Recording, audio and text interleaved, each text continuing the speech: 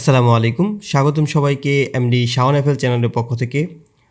তো আজকে অনেকটা সাহসী টাইপের একটা ভিডিও নিয়ে আমি বসে গেলাম আর কি, একটু সাহস করে ফেললাম। জিওমেট্রি নোটস নিয়ে আমি বাংলাতে কিছু ভিডিও দেওয়ার চেষ্টা করবো বেসিক। আসলে জিওমেট্রি নোটসটা আসলে এমন একটা বিষয় যেটাকে আপনি চাইলে একদিন বা এক বছরে বা মনে হয় না যে 10 বছরও আপনি শেষ করতে পারবেন, কারণ এটার ভিতরে প্রচুর পরিমাণে আনলিমিটেড পসিবিলিটিস আছে। আসলে আপনি কিভাবে সেটাকে ইউজ করবেন বা সেটাকে কোন উপায়ে আপনি আসলে আউটপুট নেবেন, সেটা সম্পূর্ণই নির্ভর করতেছে আর কি আপনার উপরে। তো তারপরও আমি জাস্ট এটা দিয়ে আসলে মেইনলি কীভাবে কাজ করা যায়, অনেক ভাইরা আর কি এত পরিমাণে মেসেজ দিতেছে আর কি বাংলাতে কোনো জিওমেট্রি নোটস নিয়ে যদি একটুখানি ভিডিও দেওয়া হয় আসলে এটা আসলে কীভাবে কাজ করে। তো তারই কিছু বিষয় জাস্ট আমি আপনাদের সাথে শেয়ার করার চেষ্টা করব। আর চেষ্টা করব আমি যেই সকল সোর্স থেকে হয়তো এই ধরনের ভিডিও, ইউটিউব হোক বা বিভিন্ন সোর্স থেকে যেগুলো শিখছি সেগুলোকে যতটা সহজ উপায় আপনাদের সাথে শেয়ার করা যায়, তারই আজকে ছোট্ট একটি চেষ্টা হয়তো আমার এই ভিডিওতে হবে। তার আগে একটু বলে রাখি, আমাদের এই চ্যানেলটা মোটামুটি 2 দিনের মতো একটু হিডেন ছিল। এটা একটু চ্যানেলের একটা সিকিউরিটি ইস্যুর কারণে এরকমটা হয়েছে। তো আশা করি এখন থেকে মোটামুটি আমাদের চ্যানেলটা আবারও সেফ। ইনশাআল্লাহ এখন থেকে কন্টিনিউয়াসলি এটার ভিতরে ভিডিও আপলোড হবে। আর আপনারা অবশ্যই একটু লাইক, কমেন্ট, শেয়ার করে পাশে থাকবেন। আর যারা নতুন আজকে এই ভিডিওগুলো দেখতেছেন চাইলে সাবস্ক্রাইব করে রাখতে পারেন। আর আপনাদের একটা কমেন্ট বা শেয়ার বা আপনাদের সাবস্ক্রিপশন, এটা অনেকটা একজন কন্টেন্ট ক্রিয়েটরকে আরও বেশি পরিমাণে কন্টেন্ট দেওয়ার প্রতি আরও আগ্রহ যোগায়। তো কোনো কথা না বাড়িয়ে আমরা সরাসরি আমাদের ভিডিওতে চলে যাই।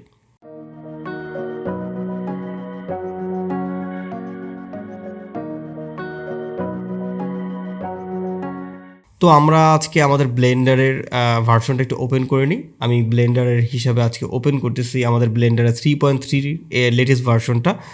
আমি সবসময় চেষ্টা করবেন, আপনি যদি কখনও প্রফেশনালি কাজ করতে চান বা আপনি যদি মোটামুটি একটা ভার্সন একটু স্টেবল থাকতে চান, তাহলে আপনি চেষ্টা করবেন যাতে করে একটা এলটিএস ভার্সনে থাকা যায়। কারণ এলটিএসটা ভার্সনে আপনি লং টার্ম একটা সাপোর্ট পাচ্ছেন এবং মোটামুটি সব ধরনের অ্যাডন্সগুলো সেখানে অনায়াসেই কাজ করে।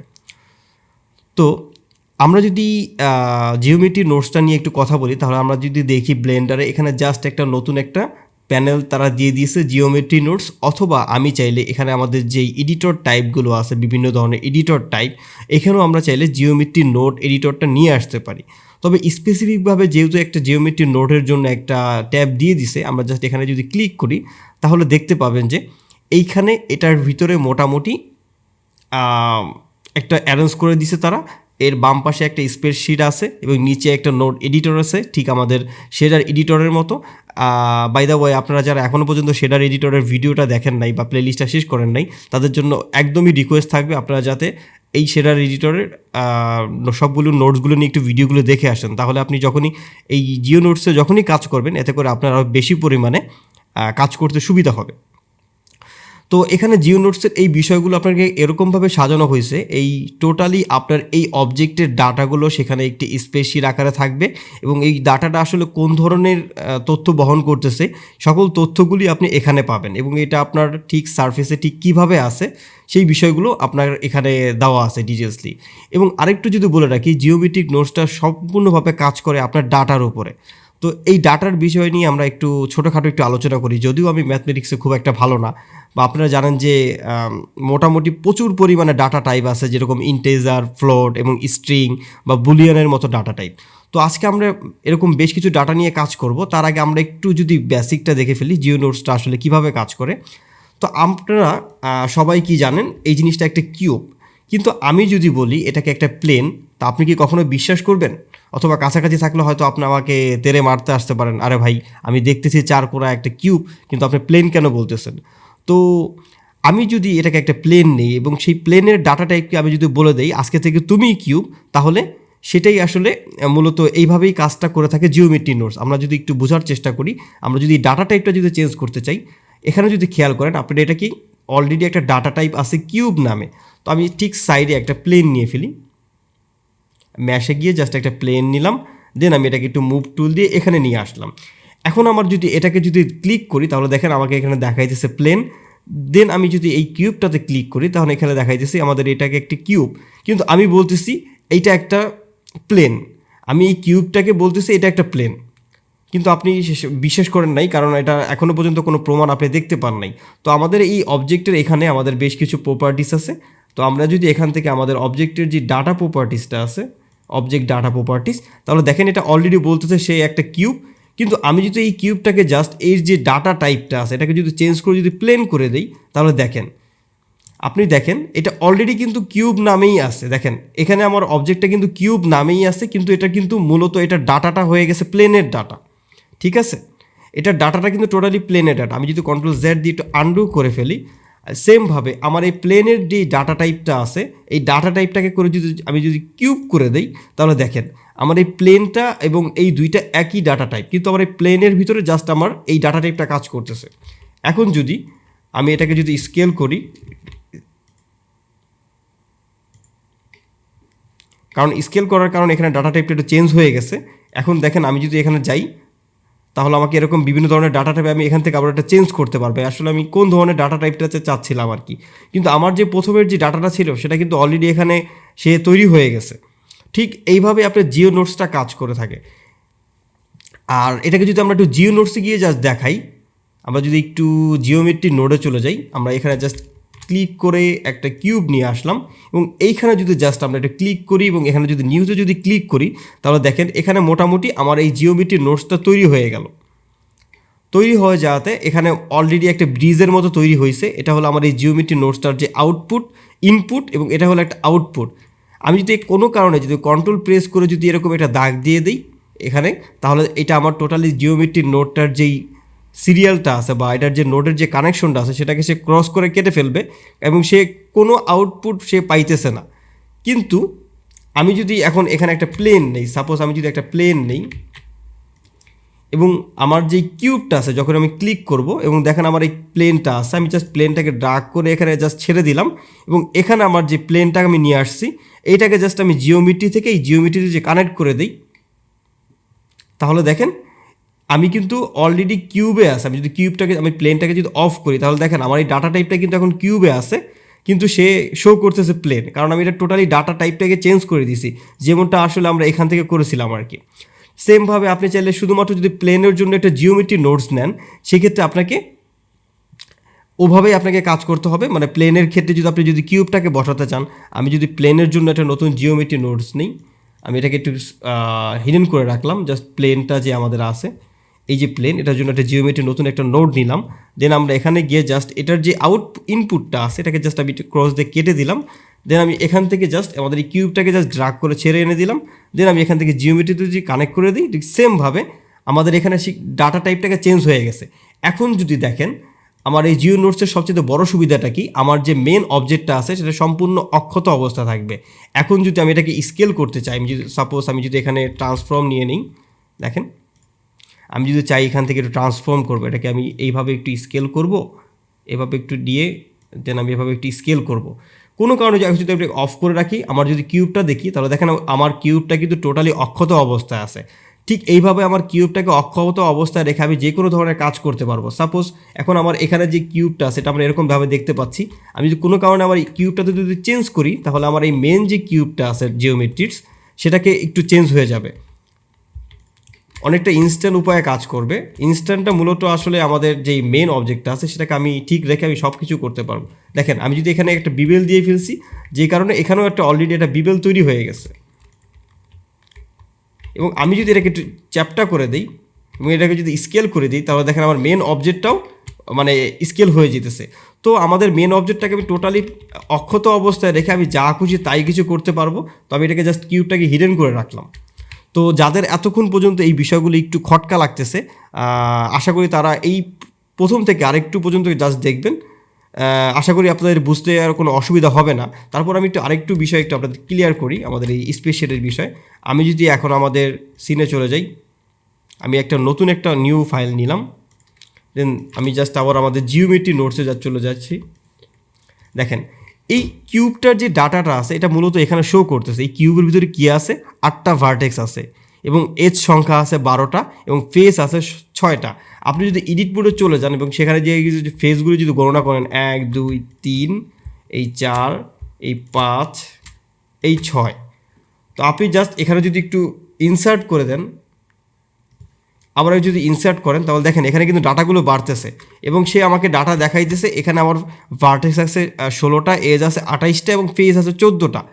ঠিক এটা ঠিক যেই টাইপের ডাটা টাইপ, মানে এখানে যে আমাদের মেশ টাইপের ডাটা, তো এখানে শুধুমাত্র মেশের আন্ডারে সেই তথ্যগুলো দিতেছে। আমি যদি এখানে যদি একটা কার্ভ নিয়ে ফেলি, একটা বেজিয়ার কার্ভ যদি নিয়ে ফেলি, দেখেন আমি এটাকে একটু হিডেন করি, আমাদের এখানে একটা বেজিয়ার কার্ভ নিয়ে ফেলছি এবং কার্ভের ভিতরে বলতেছে কন্ট্রোল পয়েন্ট আছে 2টা এবং স্প্লাইন আছে মানে 1টা।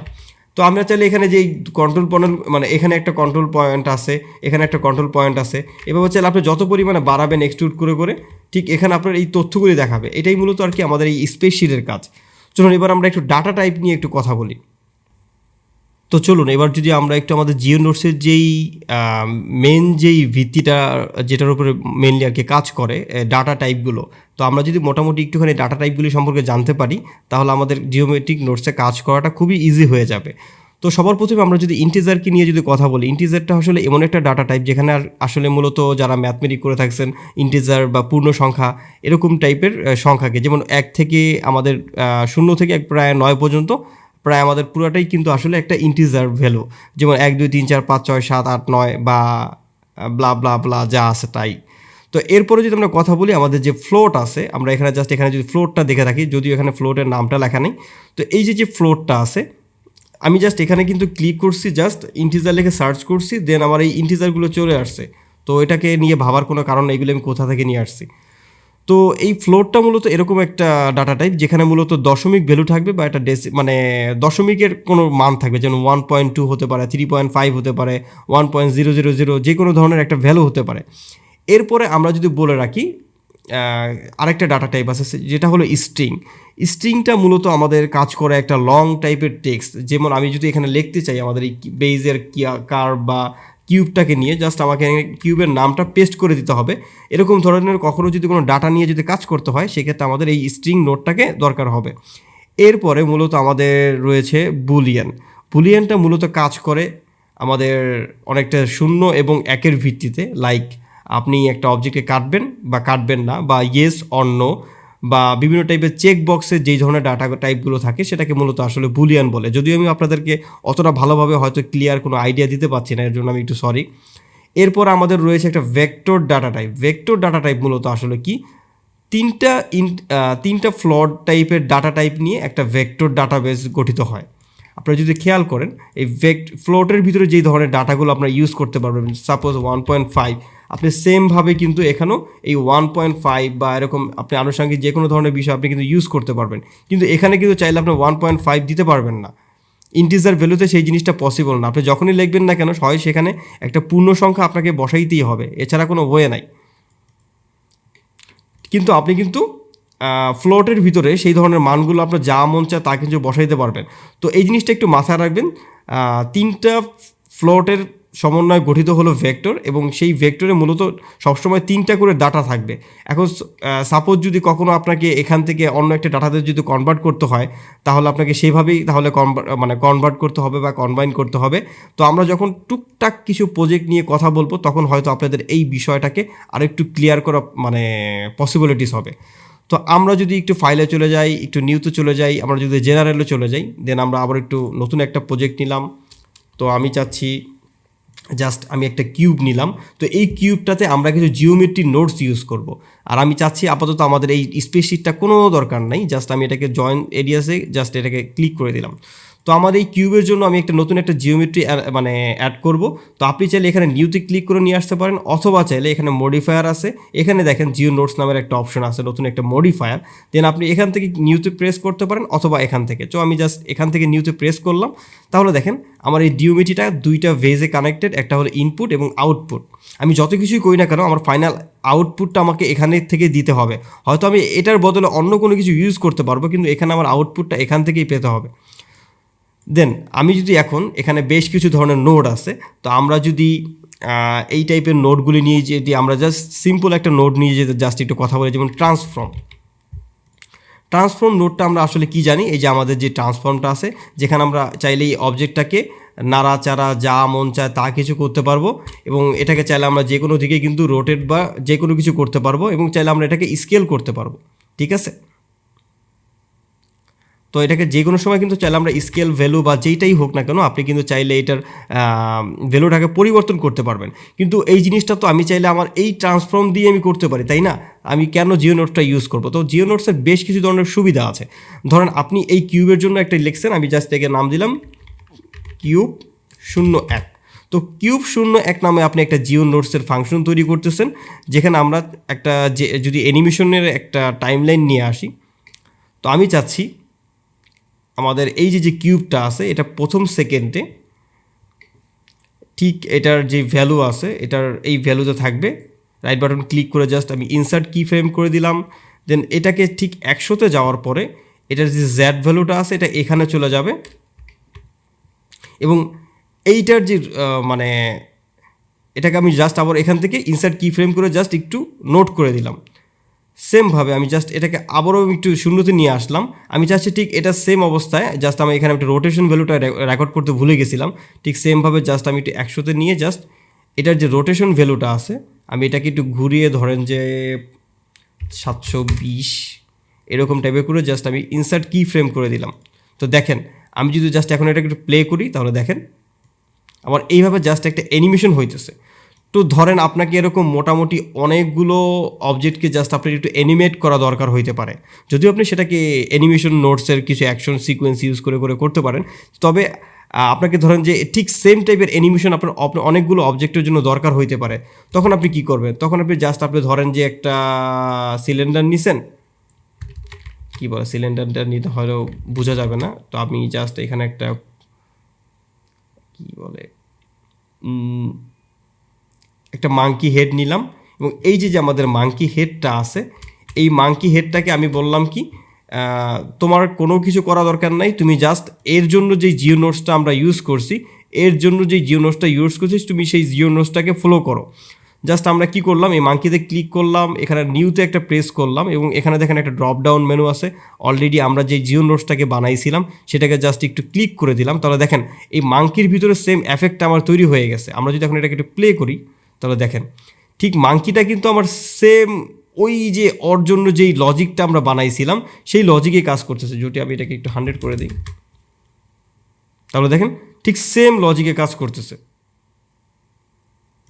সেমভাবে আমি যদি এটাকে এখন যদি দেখেন আমার এই ডাটা টাইপটাকে যদি আমি এটার যেই কিউব 1-এর যে ভ্যালুটা আছে এই ভ্যালুটাকে আমি যদি চাই, এখানে আমার যে স্কেল ভ্যালু আছে এটাকে এটা ইনসার্ট করে দিলাম। ফাইনাল ফ্রেমে গিয়ে আমি এটা স্কেলটাকে আর একটু ওভারঅল একটু বড় করলাম, 1.2 করে দিলাম বা 1.5 করে দিলাম, এবং এটাকে আমি একটা রাইট বাটন ক্লিক করে একটা ইনসার্ট কি ফ্রেম করে দিলাম। দেন এবার যদি দেখি আমাদের অ্যানিমেশনটা আস্তে আস্তে ঠিক ওভাবে গিয়ে বড় হইতেছে, এবং কোনোভাবে যদি আমি চাই আমার এই কিউবের জন্য আমি এটাকে ইউজ করবো না, জাস্ট আমি এটাকে ক্লোজ দিয়ে জাস্ট কেটে দিব। শুধুমাত্র কিউব না, আমরা যদি এটাকে একটু স্কেল করে এটাকে ধরেন যে কি বলে একটু ফেসটাকে সিলেক্ট করে নিই, ইনসার্ট দিলাম, এটাকে আমি এক্সট্রুড করলাম, যা মোচা তা কিছু করলাম। যখন আমাদের এটা দরকার হবে জাস্ট আমি এখানে একটা মডিফায়ার নিব এবং নিউতে চলে যাব, জাস্ট কিউবটাকে এখানে অ্যাপ্লাই করে দিব। তো জাস্ট এইভাবে জাস্ট আপনি একটা ফাংশন কিন্তু তৈরি করে ফেলতে পারলেন, জাস্ট তার শুধুমাত্র একটা ছোট্ট একটা অ্যানিমেশনের জন্য, ঠিক আছে? কিন্তু আমার যদি মূল অবজেক্টটাতে চলে যাই, আমরা যদি একদম আমাদের মূল অবজেক্টটাতে চলে যাই, এখানে যদি দেখেন আপনি এখানে কিন্তু আমাদের কোনো অ্যানিমেশনের কিচ্ছু কিন্তু আমরা এখানে নোট করি নাই। এইটার যে জিও নোটসের ভিতরে যেই ট্রান্সফর্মটা ইউজ করছি সেইটার যে নোটটা আছে সেইটাকে আমরা জাস্ট ইউজ করছি। এটাই আর কি মূলত মানে জিও নোটসের একটা মজা। এর বাইরেও জিও নোটসের অনেক বিষয় আছে, তবে আজকে প্রথম দিন হিসাবে যদি আমি আপনাদেরকে সব ঢেলে দিই দেখা যাবে যে আমিও খুব প্যাচ লাগাই ফেলবো, বা আপনারা তো প্যাচ লাগাবেন, বা দেখা যাবে যে একটা ভুল বোঝাবুঝি তৈরি হইতে পারে, হ্যাঁ জিও নোটস মনে হয় অনেক কঠিন। না, কোনো কিছু অনেক সহজ না, আবার কোনো কিছু অনেক কঠিন না। আপনি জাস্ট একটু চেষ্টা করলে পারবেন। তবে খুব মজার ইন্টারেস্টিং জিনিস আপনি তৈরি করতে পারবেন এই জিও নোটসকে ইউজ করে। সেটা আমি পরবর্তী ভিডিওতে আপনাদের সাথে শেয়ার করার চেষ্টা করব ইনশাআল্লাহ। তো সেই পর্যন্ত সবাই ভালো থাকবেন, সুস্থ থাকবেন, আর অবশ্যই জিও নোটস নিয়ে গোদাগুদি শুরু করে দেন, কারণ এটার সেই লেভেলের সব ফিচার নিয়ে মানে দিয়ে আপনি কাজ করতে পারবেন, এবং মোশন গ্রাফিক্স ইন্ডাস্ট্রিতে এই জিও নোটসটা হতে পারে আপনার জন্য একটা বড় টাইপের একটা ঢাল স্বরূপ। তো ভালো থাকবেন সবাই, আল্লাহ হাফেজ।